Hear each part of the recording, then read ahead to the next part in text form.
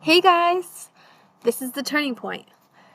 I wanted to start off today with doing something fun, but also about civics. So we're going to talk about the Constitution today. At its core, the Constitution is the rulebook of our nation. Written in 1787, it sets up how our government works, what powers it has, and most importantly, what limits are placed on that power to protect individual freedom. Thomas Sowell once said, "The Constitution of the United States is not a document of convenience. It is a document of principles." And that's the key. It's not meant to bend every time politics shift. It's meant to guide us, even when times are hard. Now, the Constitution isn't just one long essay. It's divided into parts, each with a purpose. I'm going to break those up for us, guys.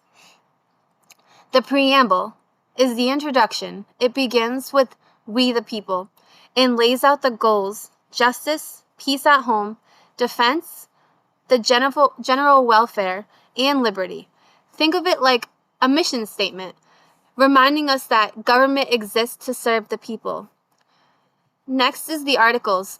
There are 7 of them. They are like the blueprint of how government works. Article 1 gives power to Congress to make laws. Article 2 puts the president in charge of enforcing them. And Article 3 gives us the courts the power to interpret them. The others cover things like the powers of states, the amendment process, and the fact that the Constitution is the supreme law of the land. This structure was designed to prevent one person or one branch from having too much power. The amendments are the updates. The first 10, called the Bill of Rights, protect individual freedoms like speech, religion, and privacy. Over time, there's a motorcycle going by. Over time, we've added 27 total, ending slavery, giving women the right to vote, and lowering the voting age to 18. The founders knew the country would grow and change, and the amendment process keeps the Constitution alive. So here's the big picture. The preamble tells us the why, the articles explain the how, and the amendments show our growth. Now you might wonder, why should a college kid like me or you in 2025 even care about this old document? Here's why. The First Amendment is the reason you can debate in class, join a student club, or publish your ideas online. The Fourth Amendment protects your privacy, your dorm room, your phone, your laptop. The Fifth and 14th Amendments guarantee fairness if you face a disciplinary case at school. And the 26th Amendment lowered the voting age to 18, specifically empowering young people like us, like you. Aristotle once wrote, "It is the mark of an educated mind to be able to entertain a thought without accepting it." That's exactly what the Constitution protects today.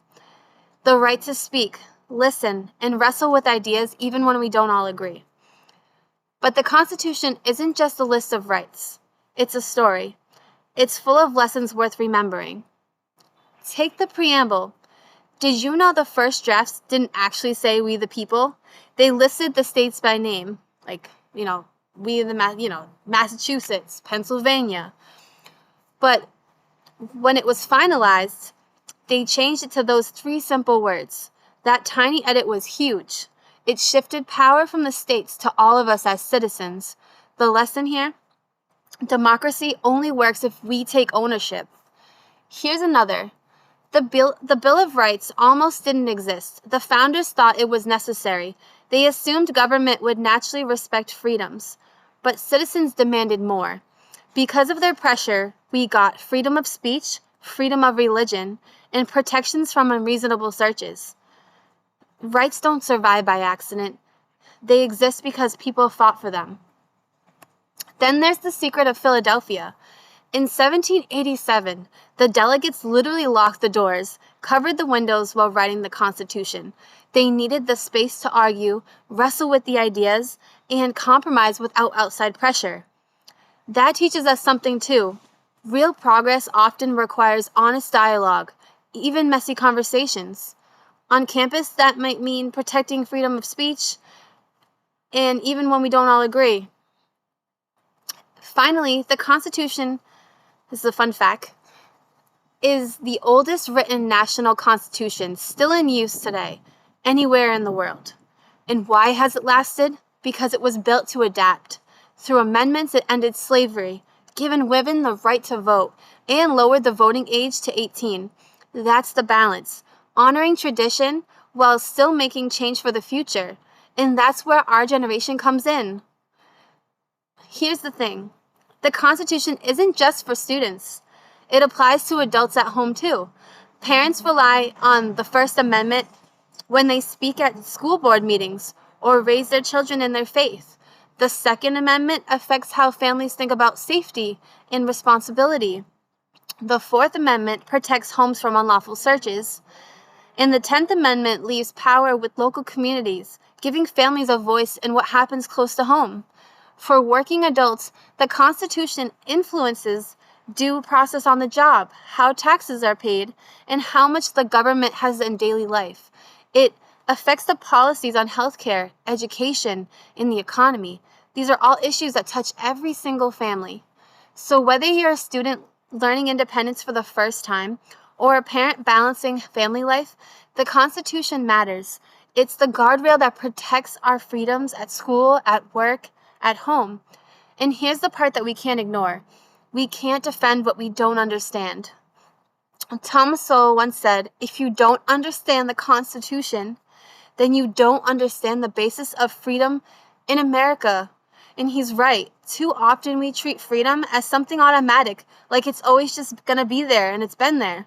But history shows us that freedom disappears when people stop knowing what protects it. He also warned, freedom has cost too much blood and agony to be relinquished at the cheap price of rhetoric. In other words, slogans and politics won't keep us free. Knowledge and action will. If we don't study the Constitution, if we don't teach it to our kids, if we don't apply it in our daily lives, then we risk losing the very foundation that makes America, America. And that's why learning the Constitution matters. It isn't just about memorizing articles and amendments. It's about understanding the principles that limit government, protect our voices, and keep us from sliding into tyranny. And before we close on this today, I want to give you something interactive. Grab your phone, any device that you have, and I'm just going to give you a second just so you can do that. I know I kind of put you guys on the spot. All right, so you're going to go and look up. Actually, not even going to look up. You're going to write down 3 freedoms you used today without even thinking about it. Maybe you posted your opinion online. Maybe you joined a club. Tomorrow, are you going to go to church with your family? Or just chose what you wanted to read? Now ask yourself, which amendment protects that? I guarantee you, a lot of my audience isn't going to even know which amendment that the freedom applies to. So my challenge to you is to find out, go look on your phone and find out what freedom that you did, what amendment protects that. And then I have a couple of the challenges for you. You can bring this up tonight at dinner or with a friend. Ask, which amendment do you think is the most important to our lives right now? And ask why. And then share your own answer. And if you want a fun thought experiment, imagine the Constitution disappeared out of thin air, right? Just disappeared for 1 week. Which freedoms would vanish first, like that? That little exercise will make you realize how precious these rights really are. As a mom, as a student, as an American, I think about this all the time. What kind of freedom will my kids grow up in if I don't take the Constitution seriously? And what kind of freedom will you step into after college if you don't understand it? Thomas Sowell said that the Constitution is not a document of convenience. It's a document of principles. And if we don't live by those principles, we risk losing everything generations before us fought for. So here's my closing challenge, guys. Make the Constitution personal. Read it, talk about it, pass it on, because freedom doesn't survive on its own. It survives when we, the people, students, parents, neighbors, friends, decide to carry it forward. And that's what I'm going to leave you guys with today. If you have a video that you would like to submit to me, you can send it to my email at newenglandnextgen2025@yahoo. I also have the website, which is newenglandnextgen.com. I have a student space just for that. I will be coming back on, I would say, maybe tomorrow.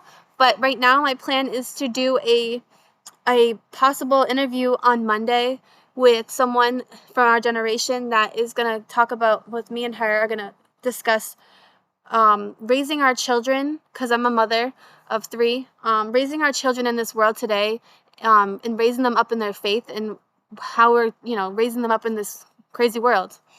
And I'm also going to be coming up with another interview to talk about the pro-life movement and the pro-life world in general, and a lot of things that have to do with pro-life. I know that a lot of people have been asking me to talk about that yet, but it's building, it's getting there. I have the Massachusetts State Auditor coming on November 13th, and I might have a few more people lined up. I really thank you guys for joining me. If you want to start a TPUSA chapter, or you want to join one, please reach out to me. Just send an email. I can help you out to figure out what that is. I also want to plug in that October 18th is the No Kings Day, which we are going to be counter-protesting. So depending on your town, you can email me too. There is a huge one in Boston, which is organized by my friend Brian Foley, and you can find it on Facebook. I also want to plug in our own, so I'll be doing one locally in Fall River, just because that's where I'm currently from, and I think it's important that we do this. So please, that also is on Facebook as well, the event. I believe it's like Jesus is king and Trump is our president. Yeah, it's the event.